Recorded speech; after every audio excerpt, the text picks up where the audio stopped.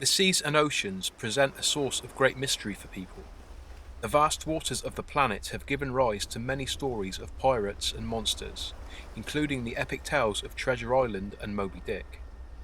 In addition to the exciting fictional accounts found throughout media, there are many historical stories that can be found as well. The Queen Mary is a very well-known haunted ship. The Flying Dutchman has generated many of its own stories even into the present day, and the Changi Beach in Singapore is reported to have been unable to forget the gruesome massacres that occurred there during the Second World War. So for this video, I'll be looking at 5 other ghost stories tied to the waters of the world.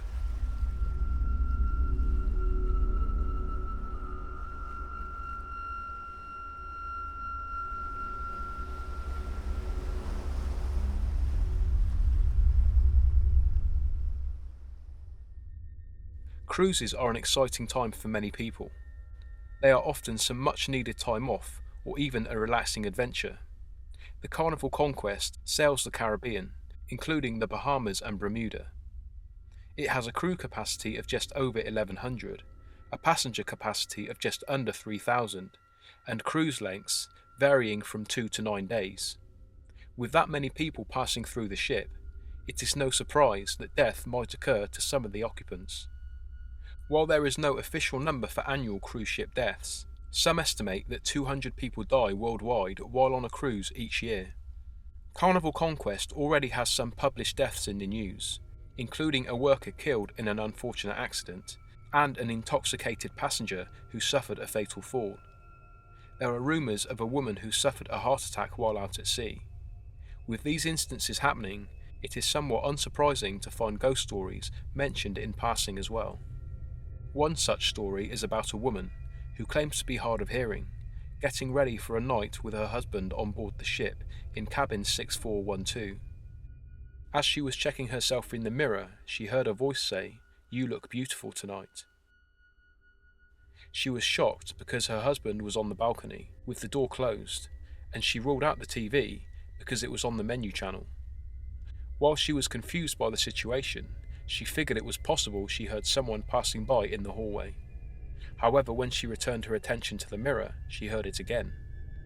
This terrified her, and she went to her husband on the balcony to tell him what had happened. There are other stories involving couples being awoken in the middle of the night. On one occasion, a figure in a trench coat, brandishing what looked like a weapon, was seen at the foot of a bed. In a panic, the couple in question turned on the lights, only to find that the figure had disappeared as soon as the cabin had lit up.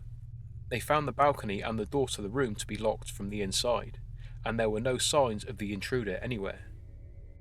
Another couple reported strange happenings with a steward of the ship. While it was dark, and they were enjoying each other's company on the last night of the cruise, they reported that a white uniformed steward entered the room, then opened and slammed the door to the cabinet and safe. They said that when they turned on the lights, the steward had vanished. Again, the door to the balcony was locked, and they say he couldn't have left through the main door because it was still blocked by the open cabinet and safe.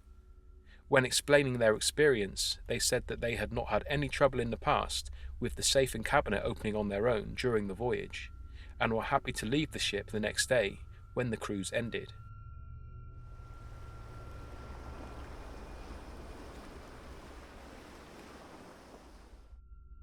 This next sighting comes not from the cabin or deck of a ship, but from beneath the surface of the Caribbean Sea. This account was originally put to paper by journalist Stephen Weir, and it appeared in the 2007 Christmas edition of the Toronto Sun. It tells the story of an event involving a dive boat by the name of the Wind Dancer, which in 2007 began offering week-long scuba diving trips from Grenada to Paquia. The boat offered night and day diving experiences in waters seldom before explored, covering coral reefs, shipwrecks and underwater volcano vents. In 2007, at the beginning of the Wind Dancer's winter season, 11 passengers and 10 crew boarded the 131-foot or 40-metre boat in Grenada, setting sail for Paquia. The Wind Dancer was anchored in the Tobago Cays when 11 eager divers entered the water to explore the depths. When they returned to the cruiser, it was usual for the divers to gather round, speak about what they had seen, and compare notes. Sea turtles, small sharks, eels and lobster were commonly seen in the area, and was the main subject of conversation. This is until a Canadian diver asked the rest of the party if they'd seen the visiting diver. He wore a white t-shirt and a scuba tank. He waved at me, he said. The ship's crew immediately took a head count. No one was missing, no one was wearing a white shirt, and there were no other boats in sight, nor was there any sign of life on the nearby island. They never did solve the mystery of the unknown diver. Was it actually one of the divers present, a trick of the scarce underwater light, or was it the spectre of a diver long since dead?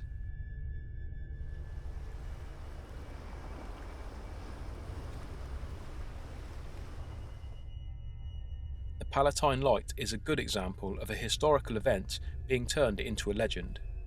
The Princess Augusta was a ship carrying German Palatine immigrants to the American colonies in 1738. There were 240 immigrants, 12 crew members, and an enormous amount of bad luck that followed the ship. The water supply on the ship was contaminated, killing 90 of the passengers and 8 crew members. Among the crew members killed included Captain George Long. The first mate, Andrew Brooke, took over as captain of the ship after the death of Long. Supplies were running low as they had been blown off course for the last 3 months, so he began charging the passengers for the remaining rations. The ship itself was also badly damaged and leaking. As they finally began approaching the colonies, the weather made a turn for the worse. There were strong winds that made the sea rough, so to reduce the stress on the already damaged ship, the third mast was cut down. Before they had a chance to recover from the winds, a strong blizzard occurred. Unable to see well, Captain Brooke tried to steer the ship between Block Island and Long Island Sound, towards their destination of Philadelphia. On December 26, 1738, the ship ran aground at the north point of Block Island. It's at this point that variations in the story begin. According to one version, Brooke refused to let anyone leave the ship, believing it could be repaired and eventually freed. When it became apparent that this would not happen, Brooke and the crew abandoned the ship and rowed to shore, leaving the passengers on board to perish.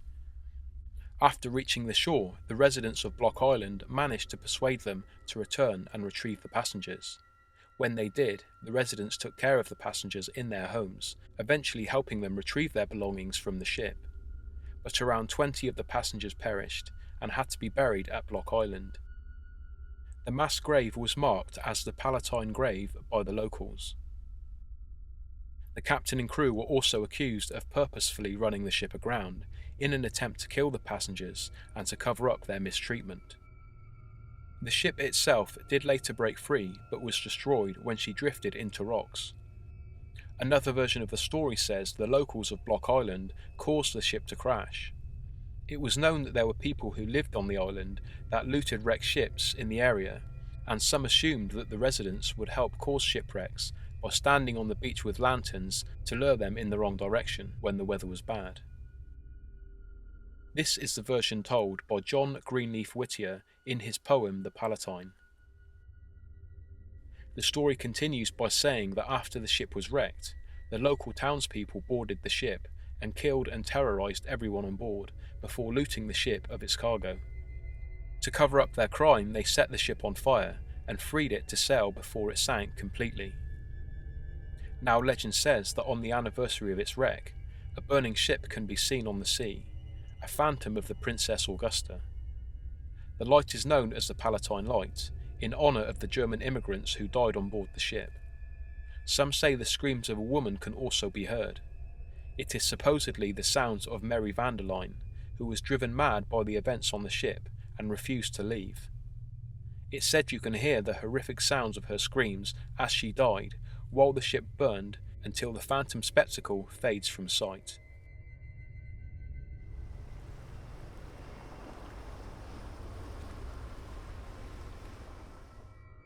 Along with the image of the Brown Lady of Raynham Hall, this is one of the first alleged paranormal images I was ever shown as a child. It's an old tale, and a very well-known image, but seeing as stories of human ghost sightings at sea are rare, I've decided to include it here. In late 1924, an oil tanker called the SS Watertown sailed from California to New Orleans and then New York by way of the Panama Canal. During the voyage, two of the crewmen, James Courtney and Michael Meehan, were ordered to clean a cargo tank in the ship's hold. It's unclear exactly how, but fumes from the ship's hold overcame both the men, and they died. When their bodies were found, their deaths were ruled accidental.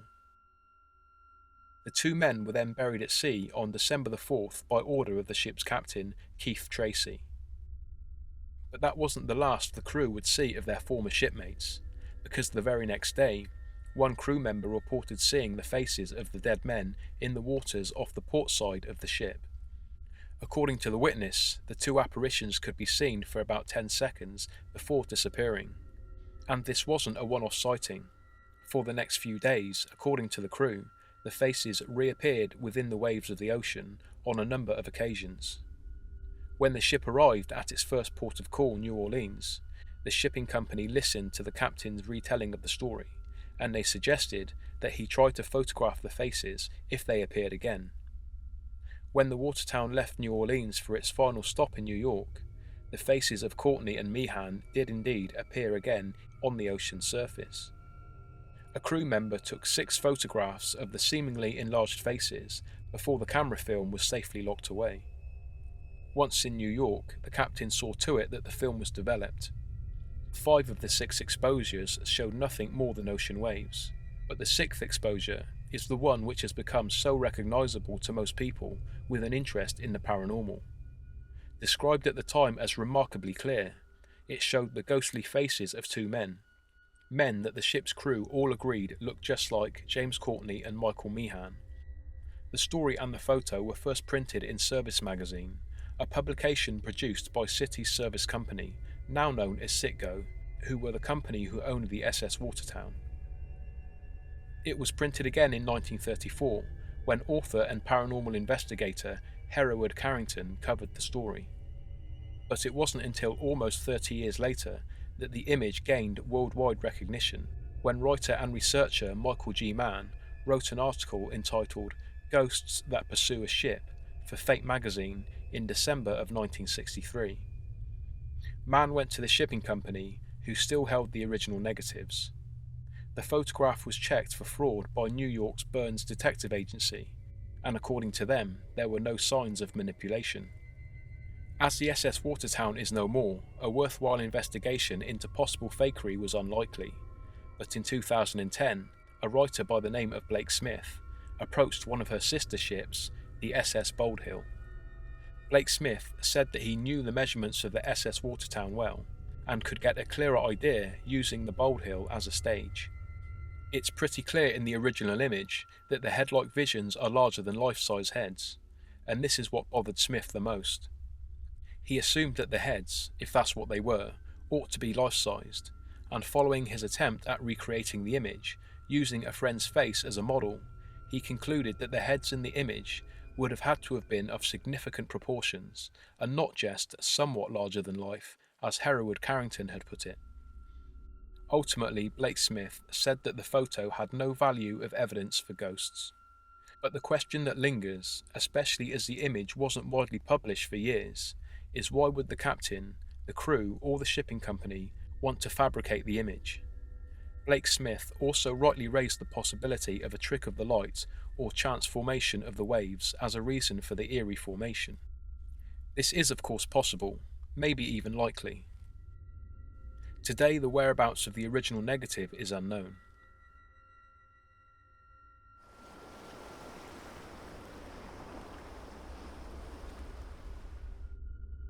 Port Aransas is located in the Gulf of Mexico, on the barrier island known as Mustang Island in Texas. Today it is a resort town, visited for the 18 miles of beaches and the fishing. However, it has a history that predates the European settlers, and involves being a fort for the Spanish. A Native American tribe called the Karankawa, pirates and ranchers, have all lived in the area of this beach at some point in the town's history. During the Second World War, there was even a mandatory blackout preventing any light from being seen at night, and an artillery gun was installed on a high dune to watch for German U-boats. With the wild history the town has seen, it is little wonder that people report paranormal encounters. One such encounter involved a woman camping on the beach with her boyfriend. She claims to have witnessed a bloody battle on the beach between men with darker skin, as she put it, who were not wearing any clothing. Her boyfriend found her in a state of shock, staring into the distance. He took her to a motel for the remainder of the night. There she began yelling and screaming to the point the police were called to investigate. They found no evidence of wrongdoing on his part, and she finally calmed down enough to tell him what she had witnessed. She was sure it was not a dream. It had been too real and vivid in her mind. She was certain it was a long-forgotten battle that was so violent it left an echo into the present day. While her boyfriend said he did not believe her, he didn't go back to retrieve their belongings from the beach either. Another story says that a small boy in period clothing can be seen running down towards the beach on Saturday mornings. He is excited and plays in the sand before disappearing. 30 minutes later, he will be seen again, floating in the water, and will disappear if anyone attempts to rescue him. Other people report that they will hear flocks of birds squawking their name, only to learn that no one else can see or hear them. Some believe that these mysterious birds are not really ghosts, but banshees. There are many other stories, both benign and sinister, to be found about the beach.